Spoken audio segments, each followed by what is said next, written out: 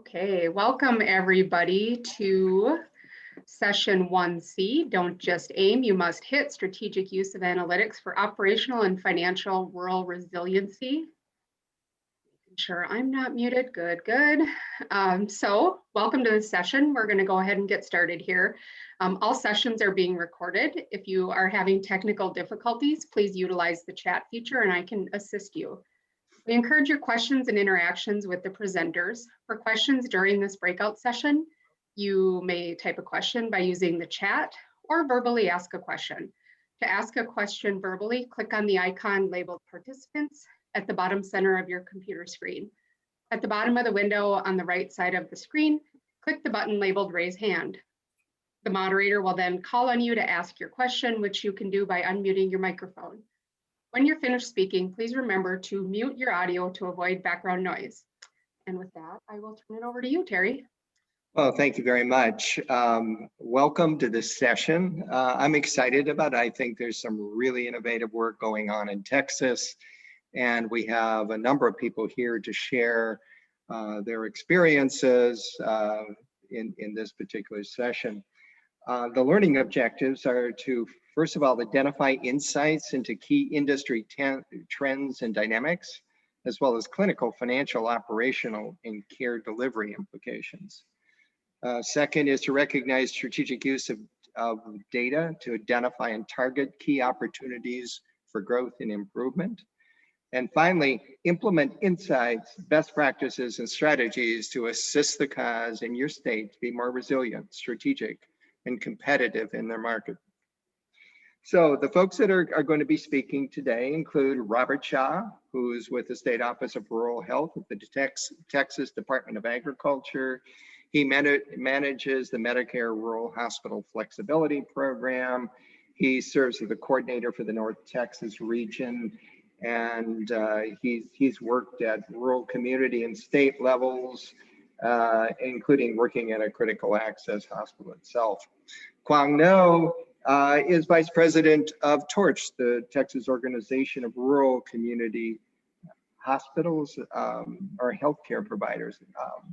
He's President and CEO of the TORCH Foundation, and since joining TORCH in 2006, he's managed their grant programs, strategic collaborations, etc. Quang was the Flex coordinator for 5 years. I remember in the very initial stages of this program, Quang was the coordinator from Texas, and he brings that as well, just a wealth of other experience. Leanne Denny has got lots of experience in leading strategic data initiatives. I think you're going to be really impressed with what these folks have been able to put together. She's worked with major national healthcare systems. She's received a bunch of awards, including Nashville Business Journal's Woman of Influence, ESRI's Vision Award winner, and she has just done an extraordinary amount of work in developing information and data systems. Then we're going to have some folks from a hospital in Texas. William Kiefer is the CEO of Chambers Health. He has actually a doctorate of nursing practice degree from Texas Tech University, and he's held a variety of other positions within rural hospitals. Nellie Lunsford is the Director of Business Development at Chambers Health, and she's got a lot of experience in physician relations, healthcare management, accountable care organizations, etc. And with that, I am going to turn it over to our speakers. Thank you so much for that, Terry, and welcome everyone today virtually to the great state of Texas. We're excited that you're here for this session. Thank you so much for joining us. So as Terry discussed, we're going to talk about on the operational and financial side of Flex about some of the great work we have going on here in the state. And here's some language about this project is supported by HRSA and does not reflect any of the official comments of them. And Terry mentioned some of these learning objectives that we're going to discuss here today. So we're going to, first, I'm going to lay the groundwork for what's going on here in Texas. And if you visited Texas, hopefully you enjoyed your visit. But if not, hopefully you have a trip planned soon. So I'm going to lay the groundwork of what the state looks like. And then Quang is going to discuss some of the industry trends and dynamics. And then we're going to turn it over to Leanne, who is going to show us the hub site. And then we'll close out with turning it over to William, who's going to share some insights and best practices and provide that boots on the ground perspective. So as part of our operational and financial improvement work here in the state, we and our partners have developed an innovative and robust data analytics platform to deliver a variety of in-depth resources and tools to the critical access hospitals here in the state. So during today's session, we're really going to share you a story about a true rural advantage when the right partners, visions, and tools come together to unlock the power of data, to hone in on our strategic opportunities, and to empower providers to take data-driven action. So here's how the state is set up. Here in Texas, we're a big old state with a lot of counties and a lot of rural hospitals. We have 254 counties in the state. We have 88 critical access hospitals, and we also work with about 74 rural prospective payment system hospitals. In order to leverage resources and provide support to critical access hospitals here in the Texas, we have divided the state up into 6 different regions, which you can see on your screen there. And this allows us to capitalize and enhance some of those formal and informal relationships that are already going on in the region. And so we've divided the state into 6 different regions, and that's how we deliver our operational and financial improvement technical assistance.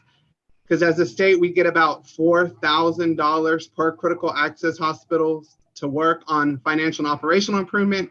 And as you know, through your work, we really have to pinch our pennies and really find some great partners, which we found in our friends and family over at Torch and Quang, and Leanne and her team, as well as our critical access hospitals. So our goals here in the state around operational and financial improvement goals is to decrease the number of CAHs with high or medium risk of financial distress, also improve operating margins while improving days in net accounts receivable. So now that I've laid the groundwork for operational and financial improvement work here in the state of Texas through the FLEX program, I'll turn it over to those who are doing some awesome work and really doing a lot of the work with us here in the state, our great partners. And I'll turn it over to Quang to talk about the drivers of change. Go ahead and take it away, Quang.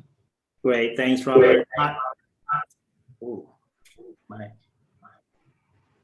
everyone. And is there feedback?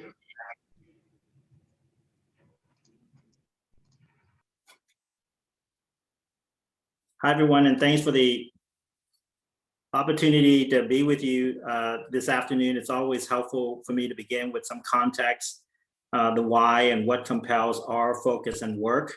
As you all know, healthcare is in the midst of unprecedented changes, and there's a confluence of forces working to affect change in ways that I think are quite transformational. And with COVID, an added level of challenge like we've never seen before. There are many more forces than these, and I won't have time to go into them today, but for all the vectors of change, I think they're all pointing to the same terminus, which is a new strategic imperative around value, outcomes, and care experience.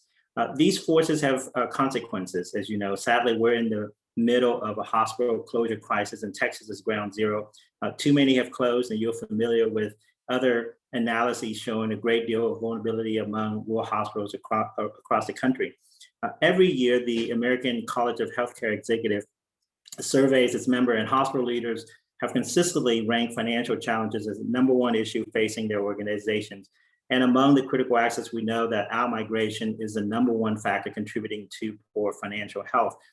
This is consistent with the work that we're doing here in Texas. I've had the privilege over a number of years facilitating the F&O project and working with our state office, and know that while nearly all the great challenges that hospitals face relate directly or indirectly back to funding and reimbursement, the terrible thing is that often they let reimbursement define their past, present, and future, and so have difficulty often to think strategically and have broad aspirations.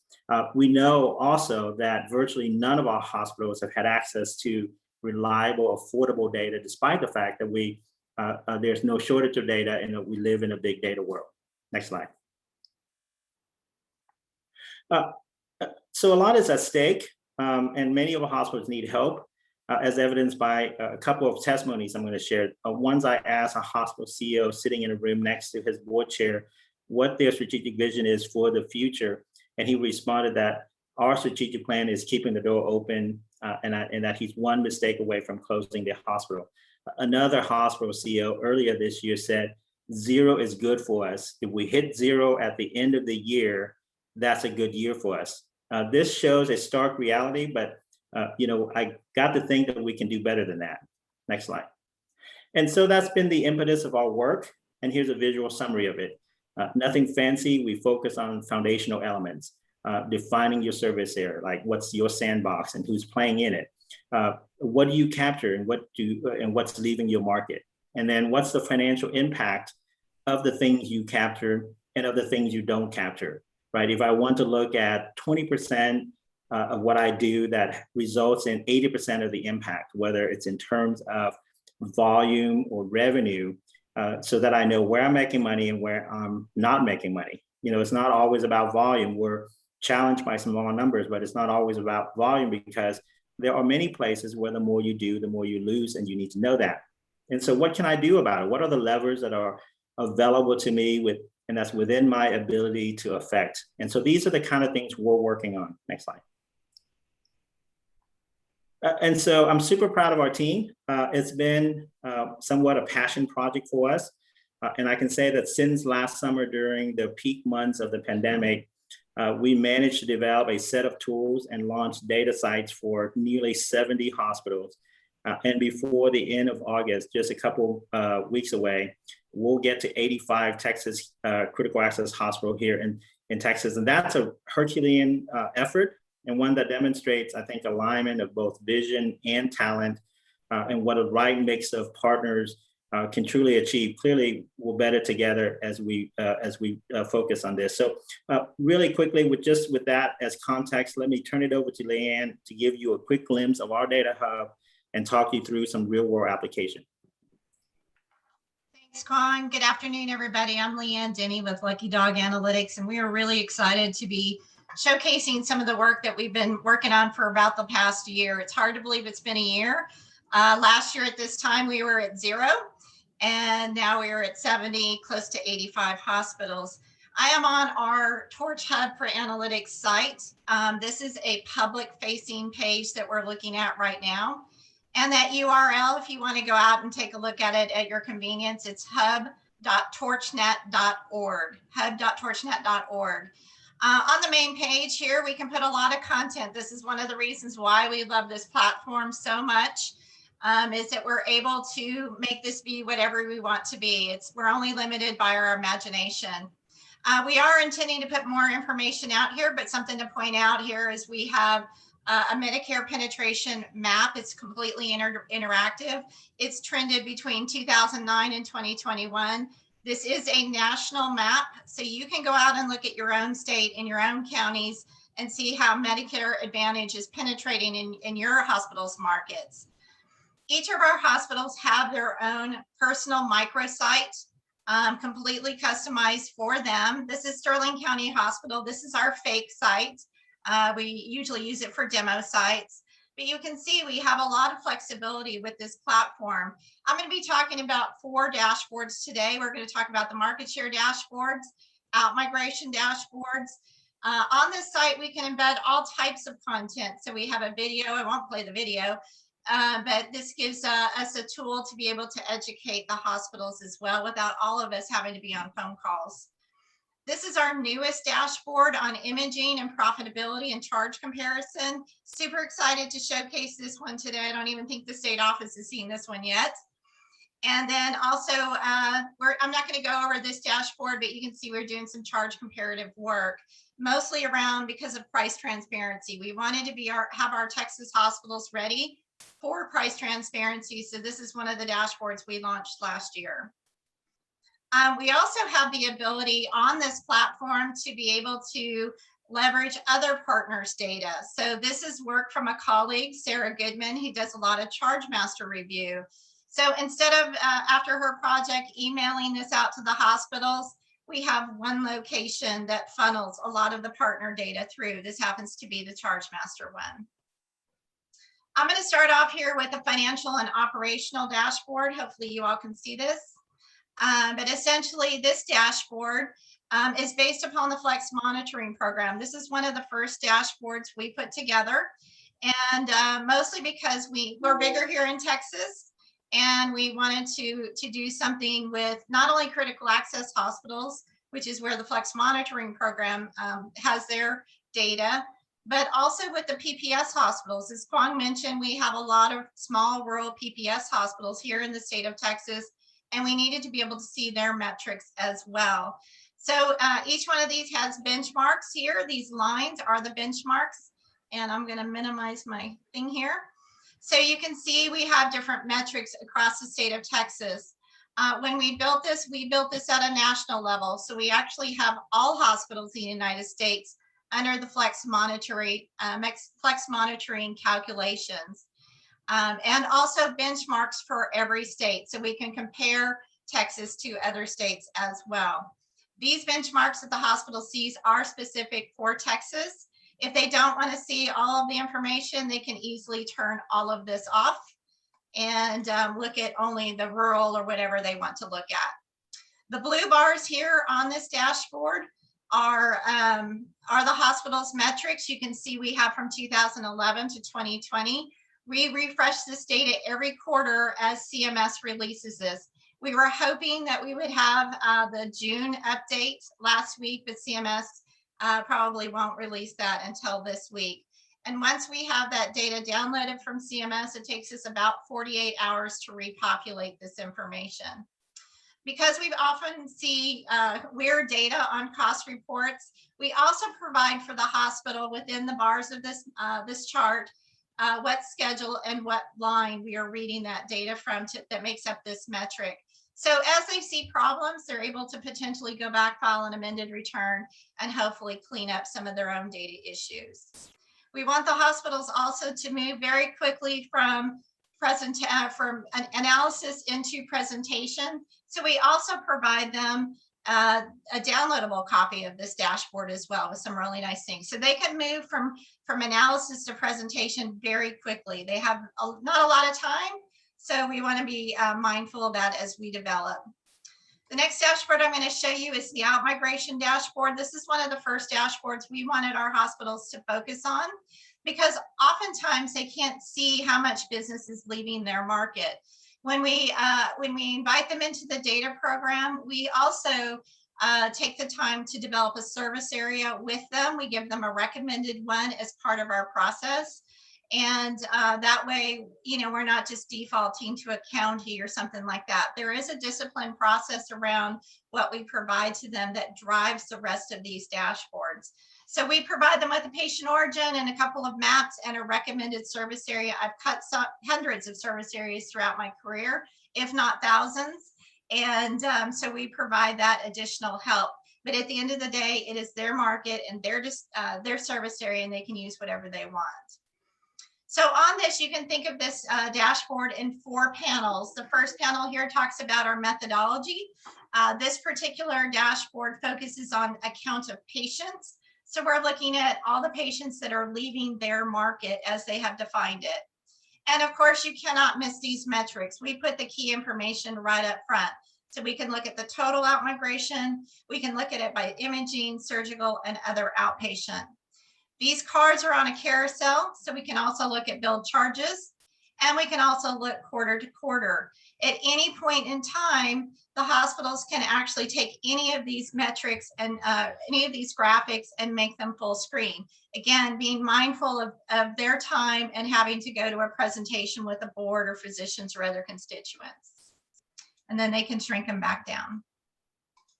This panel along the top looks at patient destinations. From patients that are leaving my market, where did they go? Did they stay in my service area, but they didn't come to my facility, or are they driving out of that service area altogether? So we can see imaging, we can see other outpatient, and we can also see surgical.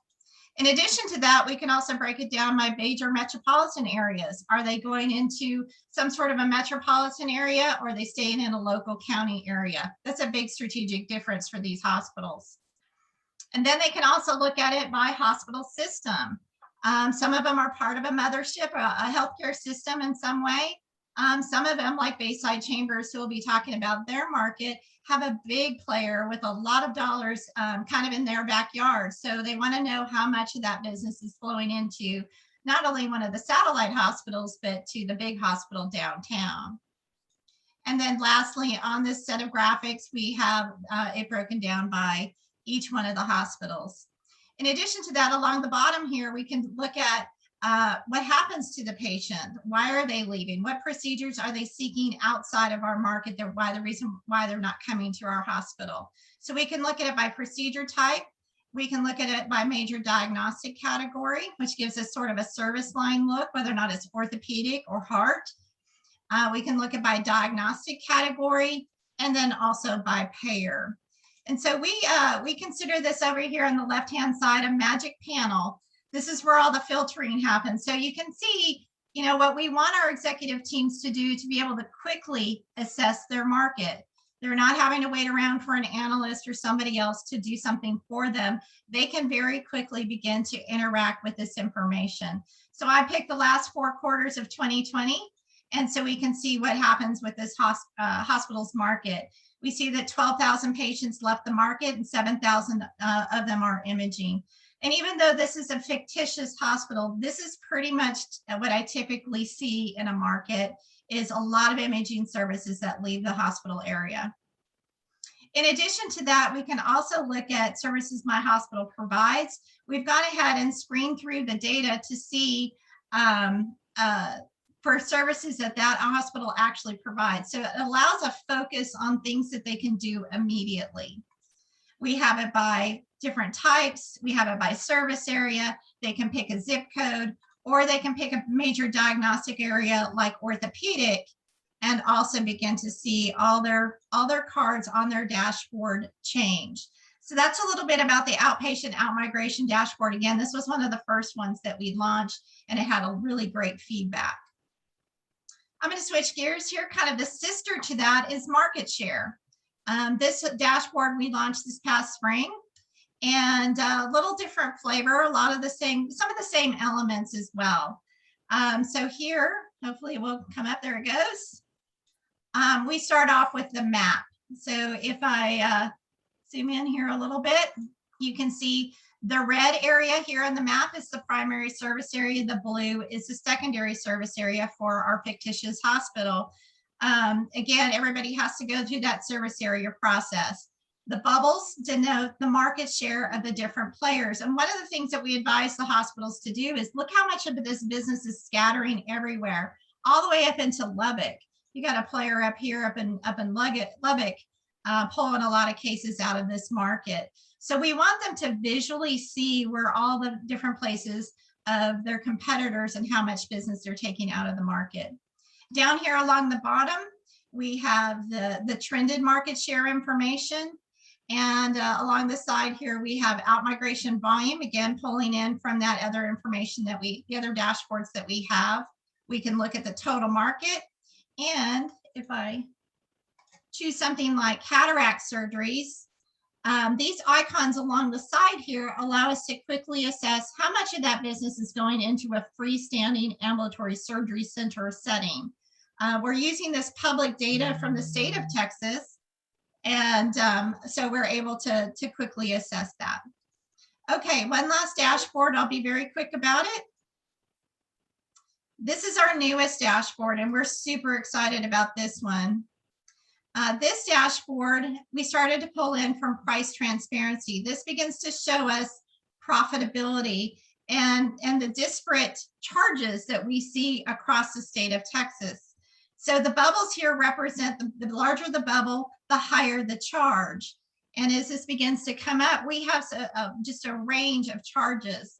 Up here along the top, we're looking at CT scan of the head. We can see the median charge for this hospital, which is a critical access hospital, is $460.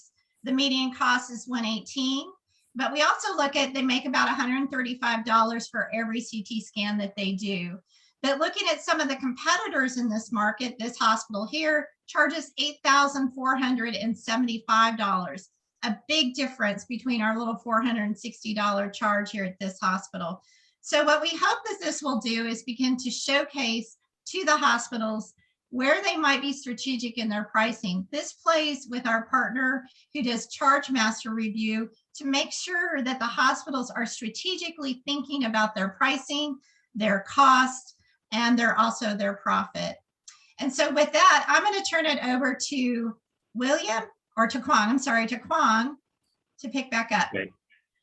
Hey, thanks, Leanne. I hope that gives you a quick glimpse of what we've been able to do.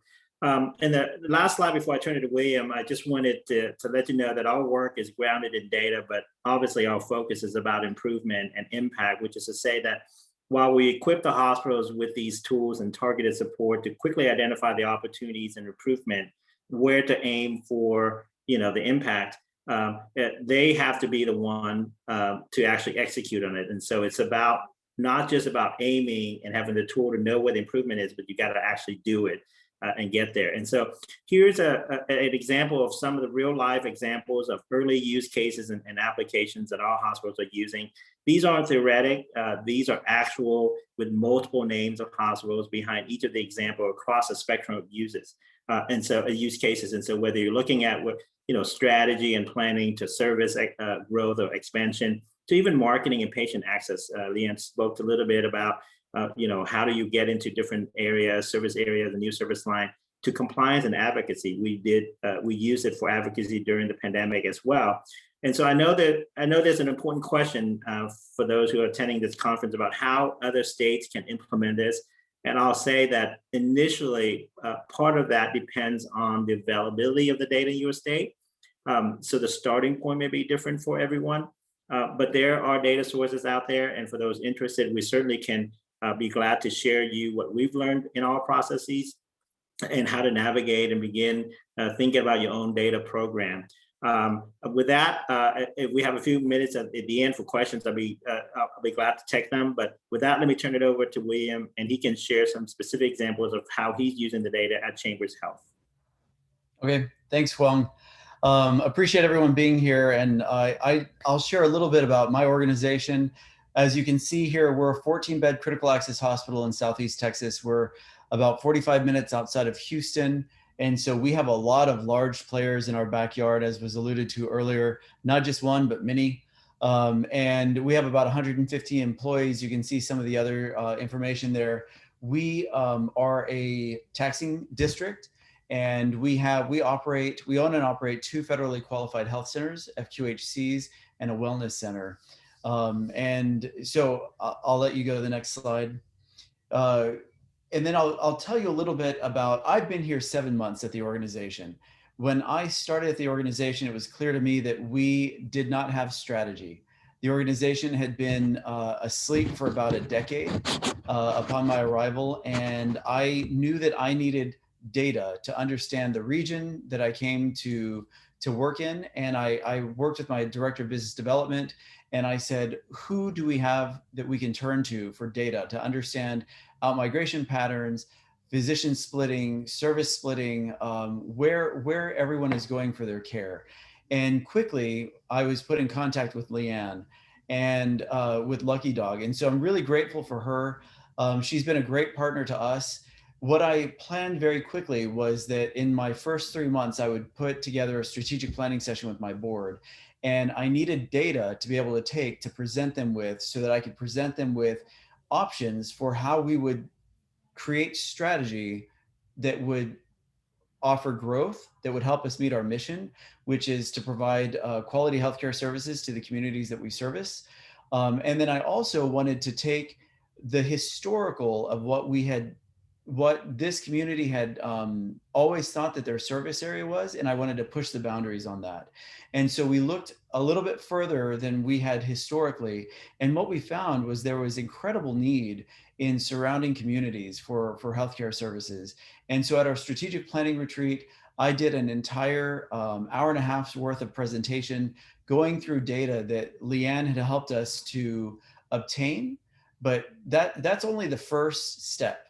Obtaining data is great, but what do you do with the data? How do you interpret the data is really the key. And I think that is the value of what this program has offered to us, because Leanne has been key in helping us to drill down into that data and to understand it.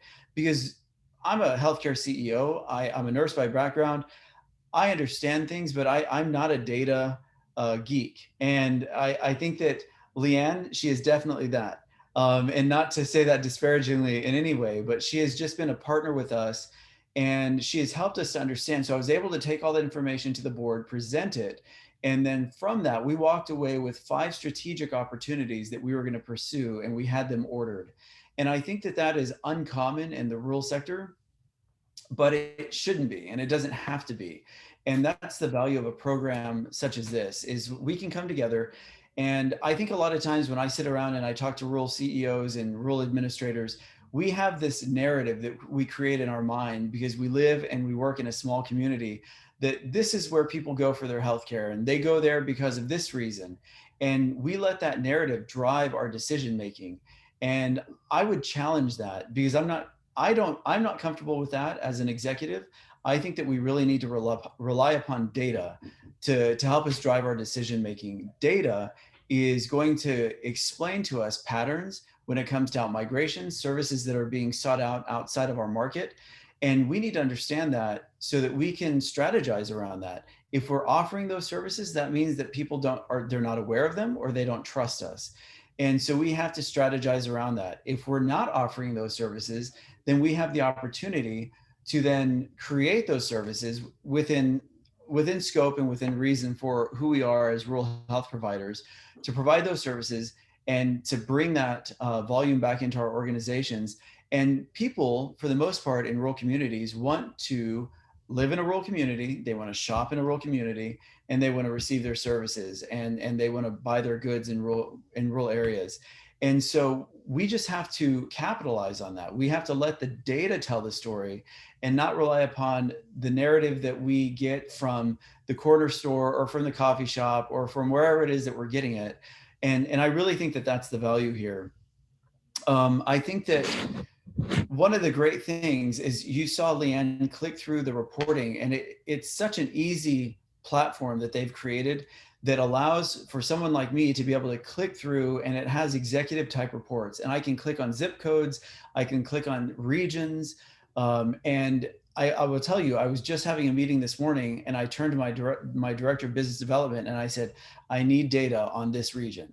I need zip code information on this specific area so that I know what I need to target when we look to growth and when we look to bring in more volume, which leads to revenue, but also leads to our mission, which is providing quality healthcare services to the communities that we service.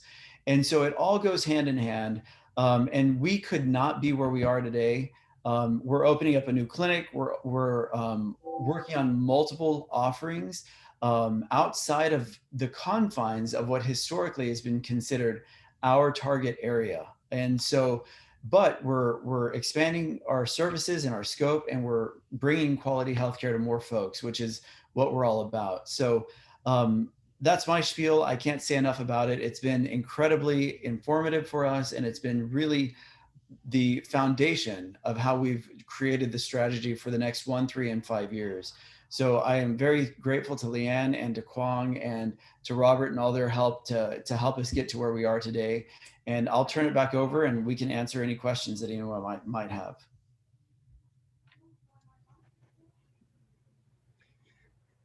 Does anybody have any questions? And while we see if any questions come in, we want to thank you all for joining us here today. We wish it was in person, but we made virtual work, and hopefully we'll see everybody in person next year. And one thing I've realized as a flex coordinator is you don't need to know everything, and because there's a lot to know. So make sure you surround yourself with some great partners such as William and the cause that you serve. Make sure you include them in the process and get feedback, and then really rely upon the experts, Quang and Leanne, to do all that fun data magic that they do. So surround yourself with some great partners and really involve the critical access hospitals in your state in the process. Hey, I think there's a question on the chat, and I wanted to make sure we get a chance to respond to that. It says, are your hospitals sending you fresh data monthly or quarterly, or are you getting it all from cost reports? I'll take a first stab at it. Here in Texas, we have the benefit of having every hospital in the state report to a data set called THCIC, and that's all payers claims data. And we get it on a quarterly basis. There is a little bit of a lag time, about 3 quarters behind real time, but that's the freshest that we've gotten data, and we turn it around and then provide it through those various dashboards for everybody. In addition to, and we marry that with the CMS financial data as well. So nobody's submitting anything to us. I have a question, and that is, you've been able to quantify your out-migration. What does that represent on average, for example, for lost revenue for the local hospital? Great question, Terry.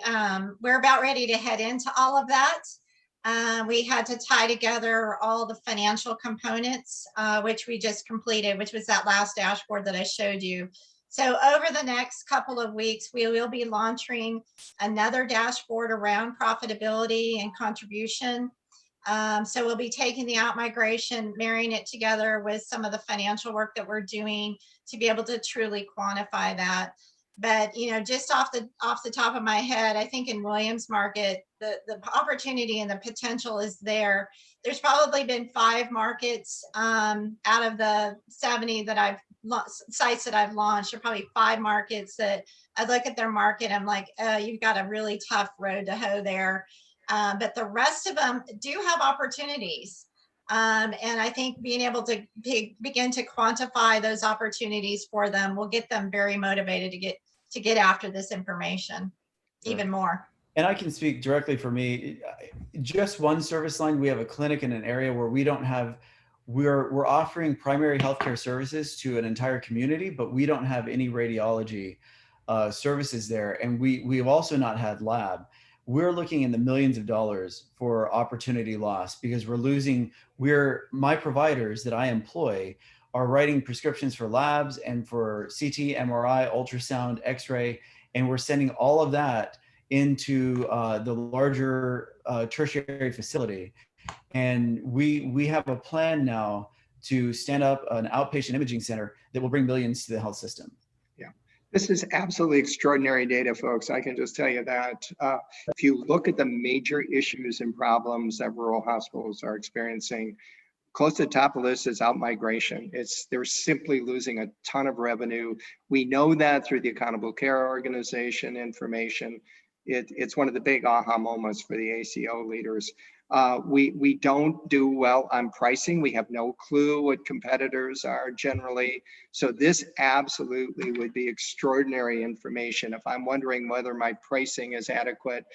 And you know, it's going to cost you a lot of money if you're a hospital to bring in outside consultants to give you more of that picture.